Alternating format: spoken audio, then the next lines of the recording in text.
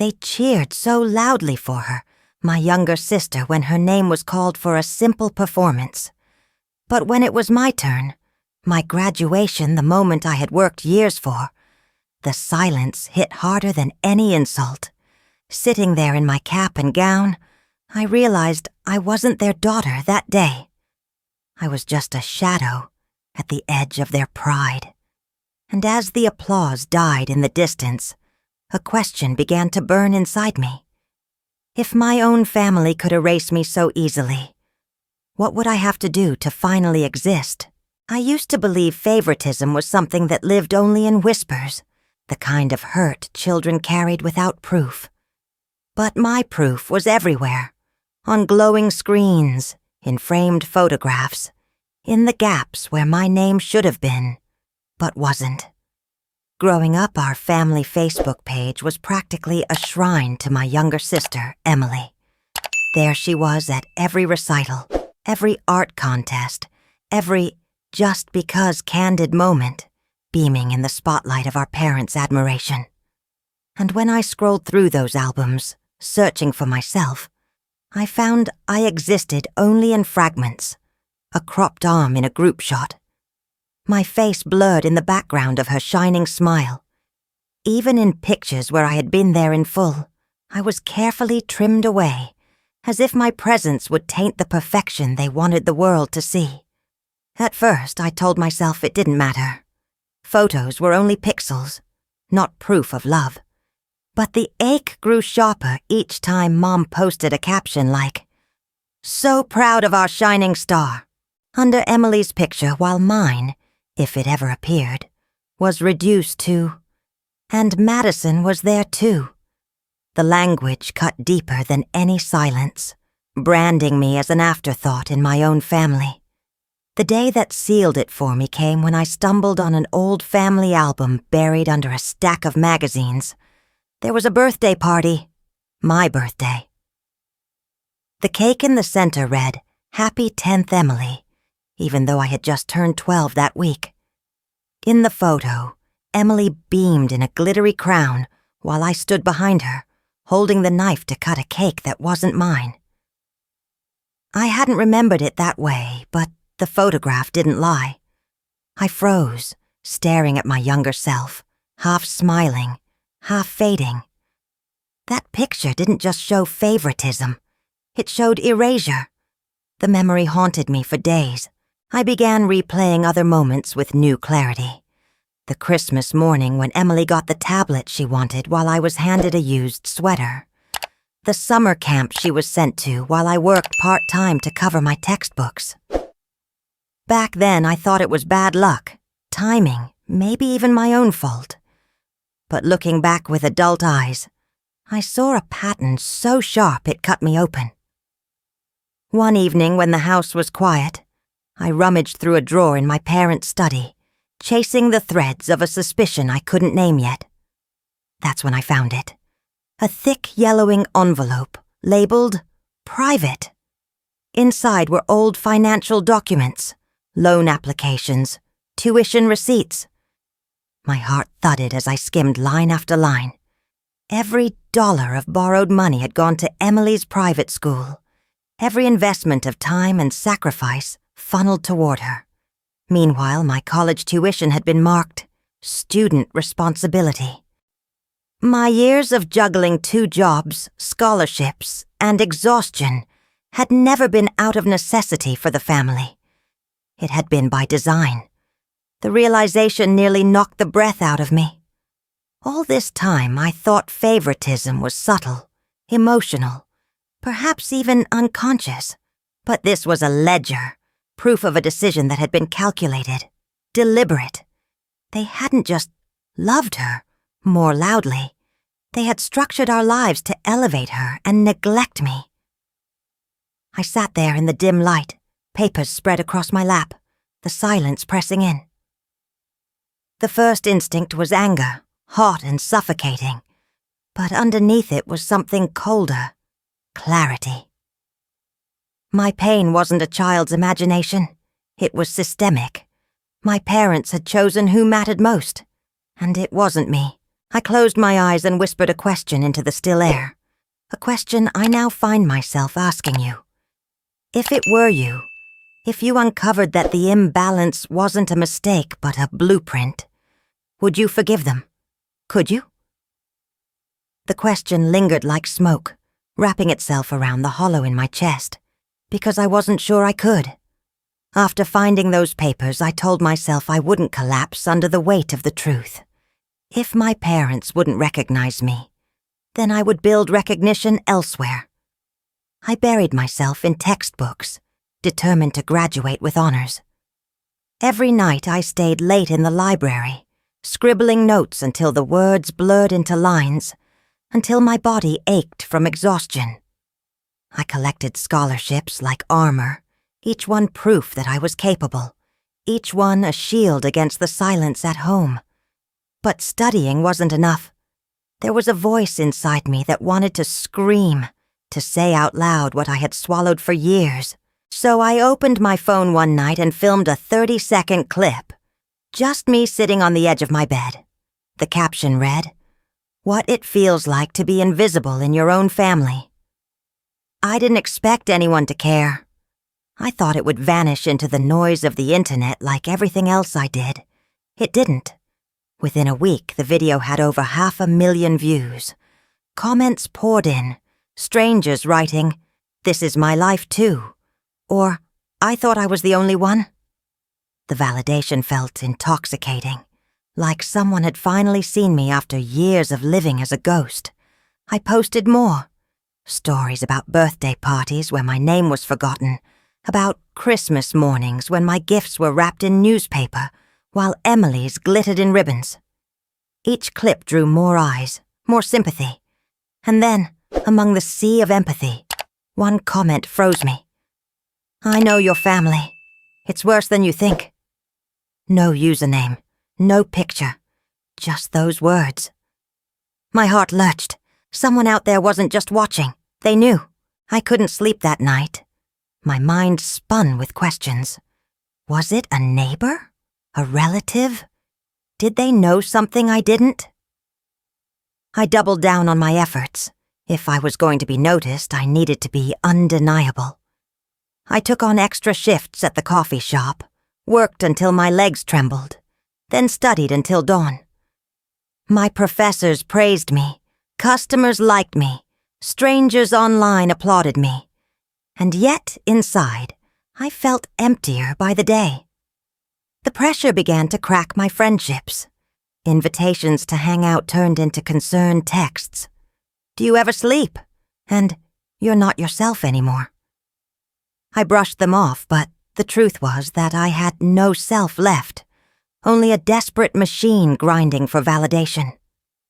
One night, as I scrolled through my notifications, I saw a new video circulating.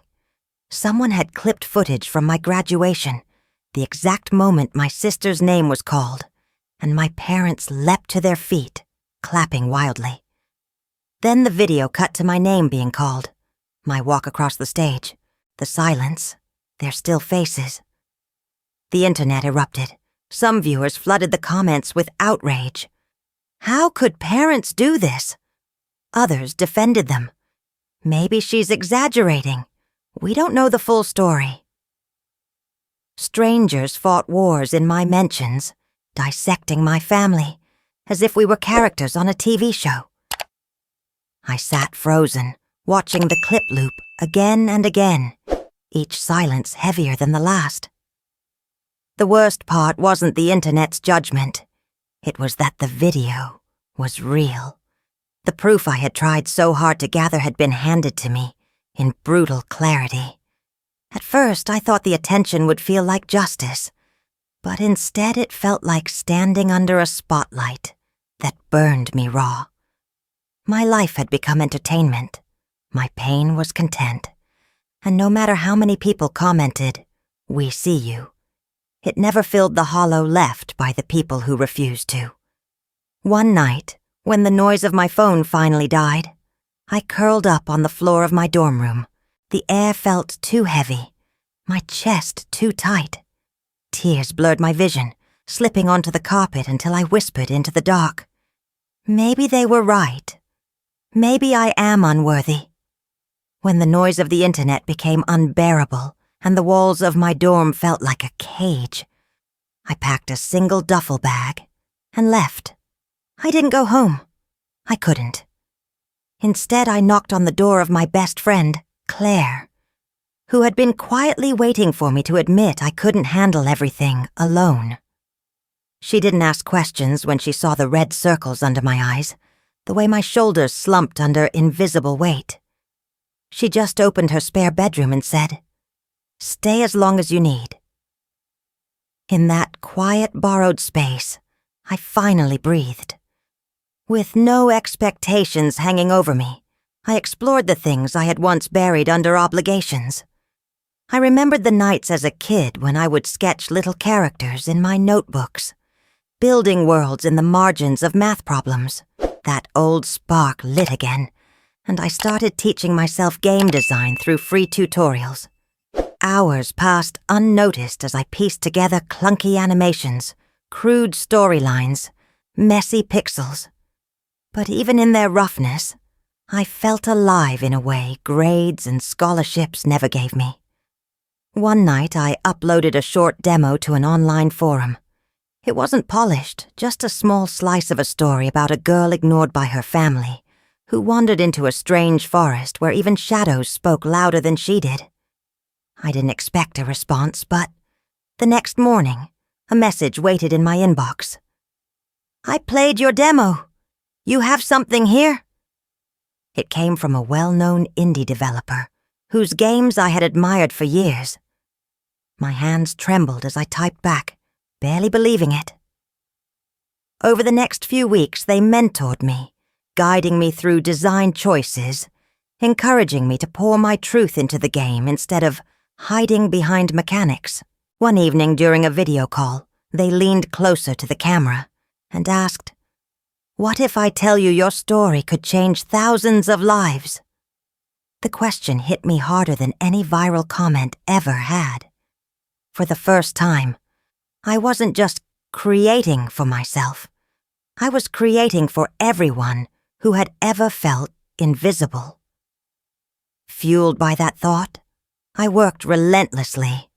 But this time the work didn't drain me. It revived me. I built an entire world where the player navigated a house filled with closed doors and voices that never answered, searching for a way to be heard. I wove my pain into dialogue, coded my heartbreak into puzzles. It was raw and personal, and when I finally released the demo publicly, I braced myself for silence. But silence never came. A popular streamer stumbled across my game and decided to play it live. Viewers watched as their character wandered through halls of neglect, the streamer falling quiet, then whispering, "This is hitting too close to home." The chat exploded. Clips of the playthrough spread across TikTok, Twitter, Reddit. Suddenly my inbox filled again. Not with pity, but with gratitude.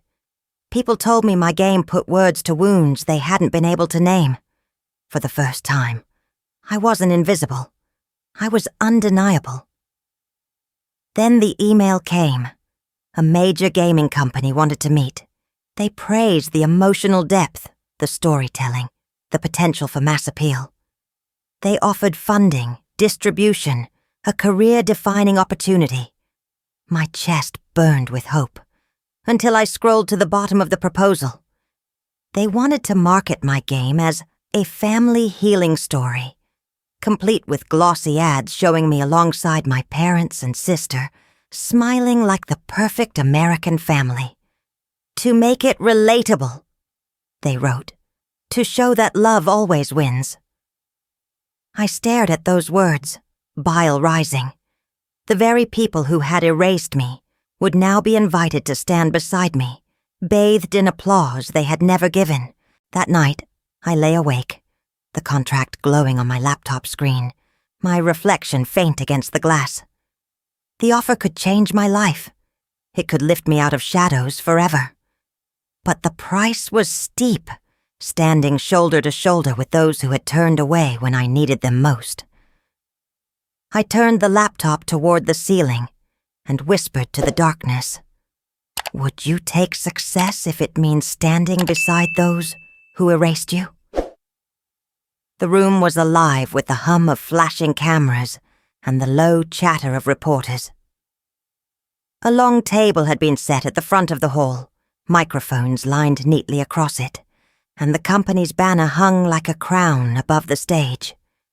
They had asked me to arrive early, to rehearse smiling for photos, to practice saying phrases about family healing and forgiveness. My stomach twisted as I stood in the wings, watching the seats fill. When my parents walked in, Emily between them, I felt the air leave my chest. My mother was dressed in her best navy blazer, my father in a crisp suit. Emily wore a soft pink dress, her hair curled as if she was about to step onto a pageant stage. The cameras surged toward them, bulbs bursting, and I realized with sudden horror that the company hadn't just invited them. They had orchestrated this reunion for the public. I could have turned and walked away. I could have chosen silence, the easier path. But something inside me cracked open, the part of me that had been a shadow for too long. When the moderator introduced us, gesturing for us to sit together, I shook my head. My voice wavered at first, but the microphone caught every word. "No, I won't sit with them. I can't stand here and pretend to be part of a family that erased me." The room froze. Reporters leaned forward, pens scratching furiously. My mother's smile faltered, her hand tightening on Emily's arm. My father tried to step forward, but I stood tall, the heat of the lights burning against my skin. "This game isn't about family healing," I said. "It's about what happens when you're silenced by the people who should have loved you most, and I won't let anyone, company or parent, twist that truth into something it isn't." Gasps rippled through the crowd. The moderator stammered, trying to recover, but the cameras had already shifted focus. The story was no longer the game. It was me against them. Out of the corner of my eye, I caught movement. A camera zoomed in on my parents as my father leaned close to my mother, whispering something sharp. Then they both bent toward Emily. Her lips trembled as they spoke, and though the microphones didn't pick it up, the visual was damning. A secret exchange caught live, broadcast to millions. The clip was replayed endlessly within hours. Hashtags erupted. Some people called me brave, others called me cruel. But the loudest voices demanded to know, what were her parents hiding? At first, the scandal clung to me like oil. Headlines painted me as the bitter daughter tearing her family apart. The gaming company released a cautious statement about respecting artistic integrity. But they had clearly not expected this spectacle. My inbox filled with threats as quickly as it filled with praise. Then days later, the letter appeared. An anonymous account leaked an old handwritten note, signed by my mother. The words bled with guilt. "We must protect her. We must give her everything. Because if the truth comes out, she will break. Emily is not ours by blood. She is fragile, and the world cannot know." The internet erupted again, louder than before. Every outlet seized the story. My parents had adopted Emily and hidden it, overcompensating for years to shield her from a truth she had never asked for. And in doing so, they had destroyed me. The backlash turned merciless. Emily, once adored, became the focus of vicious speculation. People who had cheered for me now tore into her, accusing her of being the favorite, the fraud, the reason I was erased. She withdrew from social media, her silence feeding the fire. I should have felt vindicated. Proof was finally in the open. I hadn't been paranoid, hadn't been oversensitive. There was a system, a reason. But when I saw Emily's face splashed across headlines, her smile twisted into cruel memes, my chest clenched. One evening I sat alone in Claire's apartment, the city lights blinking through the blinds. I reread the leaked letter, the careful loops of my mother's handwriting, the desperation between the lines. My throat tightened as the realization sank in. So I was ignored, not because I was less, but because she was more fragile. The words slipped out like confession, breaking something inside me. The injustice didn't vanish, but it shifted, gained weight in new places. It wasn't just cruelty. It was misguided protection. A love bent so far, it crushed me to preserve her. I pressed my palms to my face, torn between fury and grief. All those years I had begged for acknowledgement. My parents had been waging a private war of fear and secrecy. And Emily, she had been their shield, and my rival, and now their victim too. The next morning a new headline greeted me. The Forgotten Daughter Speaks. Should parents' choices destroy 2 children at once? I didn't know the answer. All I knew was that the war I had begun was no longer just mine. It was tearing all of us apart. The weeks after the scandal felt like walking through smoke. My name still trended online. My game was still discussed. But the noise had changed shape. It wasn't just outrage anymore. It was grief, empathy, a hunger for answers I wasn't ready to give. I stopped checking comments, stopped scrolling through headlines. For once I allowed myself to be quiet. Claire was the one who finally said it. You need help, Mads. Not from me. From someone trained to guide you out of this. So I went. The first time I sat in the therapist's office, I felt ridiculous, clutching a mug of tea while a stranger asked me to talk about my family. But words poured out of me, stories I hadn't told even Claire. The therapist didn't interrupt, didn't judge. She nodded, sometimes asking gentle questions that cut deeper than I expected. Over time, I began to see patterns, not just in my parents' favoritism, but in my own desperate need to prove myself, my inability to rest, the way I equated silence with failure. Healing wasn't linear.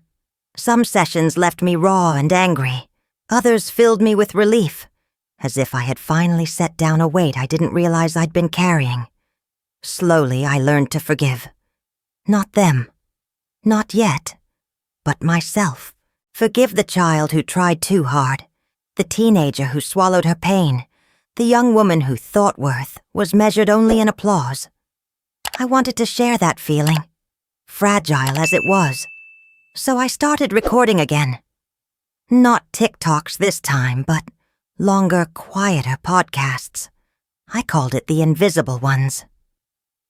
Each episode, I spoke about favoritism in families, the scars it left, the strange ways it shaped us. To my surprise, people listened. They wrote to me, told me their own stories, thanked me for giving them language for wounds they couldn't explain. A community formed, not around my pain, but around collective survival. For the first time, I didn't feel alone. One evening, as I edited a new episode, I heard a soft knock at Claire's door. When I opened it, Emily stood there. Her eyes were swollen, her hands trembling as she clutched a crumpled tissue. For a long moment, we just stared at each other, the silence thick with everything unsaid. Then her voice cracked. I never asked them to choose me over you. The words split me open. Tears blurred my vision as I pulled her inside, the tissue falling forgotten to the floor. We sat on the couch, 2 sisters bound by the same wound, though cut in different ways. She told me how the online attacks had gutted her, how she felt like a fraud, how our parents' desperate protection had become a curse. For the first time, I saw her not as the favored child, but as someone trapped too. That night, something shifted. We weren't rivals anymore. We were survivors of the same broken system. And together, we decided to do something about it. With her help, the Invisible Ones grew into more than a podcast. We founded a small nonprofit, a fund for young people crushed under family favoritism. We hosted online support groups, offered scholarships, created spaces where stories could be told without shame. What had once been my private rebellion became a collective movement, a way to transform hurt into healing. The press called it redemption. I didn't see it that way. It wasn't redemption. It was survival, shared and amplified. Then came the letter.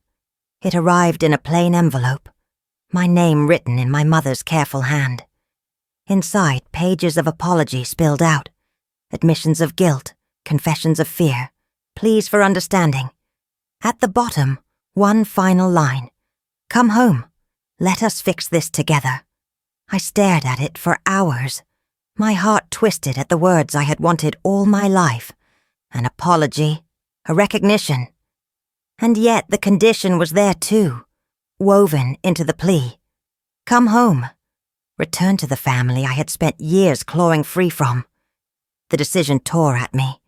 To say yes meant stepping back into the walls that once suffocated me. To say no meant closing the door on people who had finally admitted their failure. That night, I turned on my microphone and recorded an episode I never aired. My voice shook as I spoke into the dark. Can forgiveness exist without trust?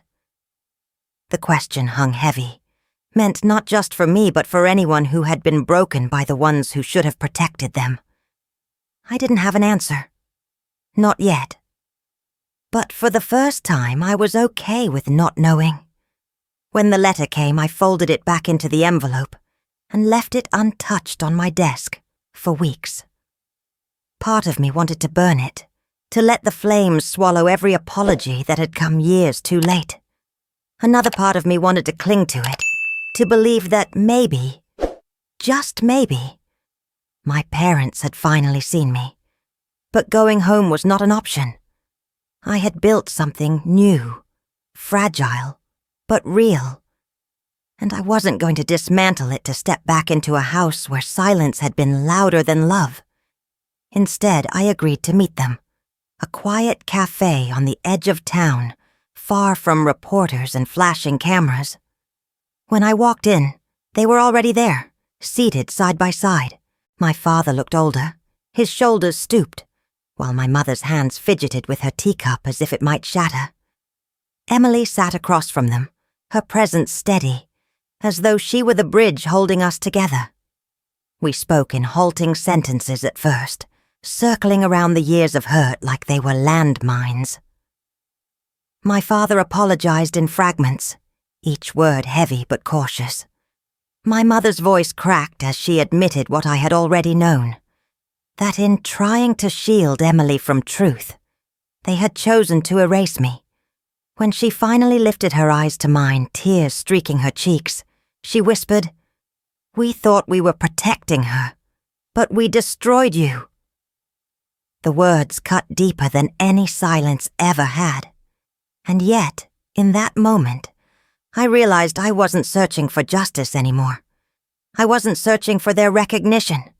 What I needed was release. So I said the only thing I could. "I forgive you, but forgiveness doesn't mean return." They nodded, grief etched into their faces. It wasn't the reunion they had wanted, but it was the closure I needed. Life moved forward. Slowly, my world expanded beyond the boundaries of pain. The podcast grew into a platform, then into a movement. Invitations poured in. From universities, conferences, organizations wanting me to speak about favoritism, healing, and the silent scars families leave behind. I stepped onto stages across the country, then across the world.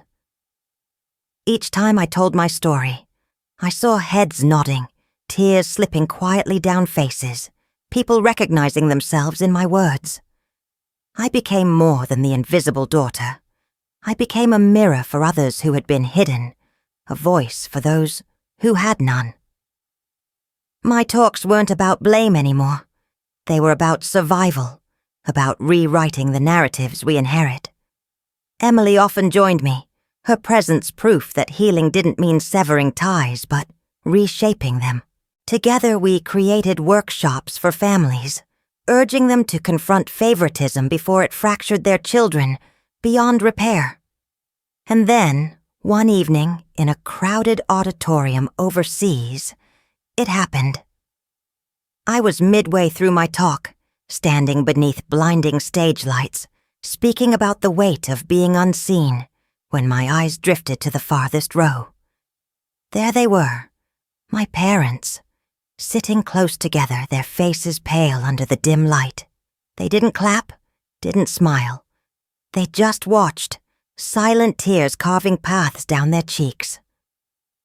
For a heartbeat, my words faltered. The audience didn't notice, but inside me the ground shifted.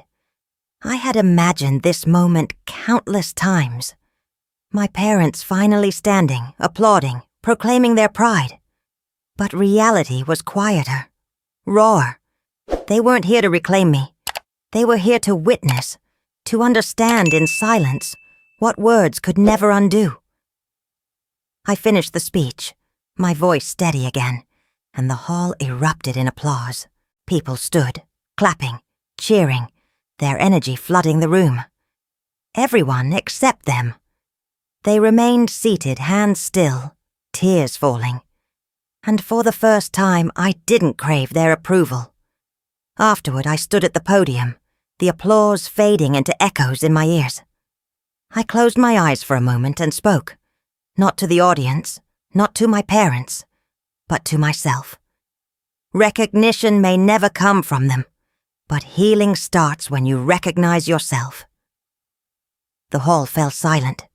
Then the clapping began again, louder, waves of sound crashing against me.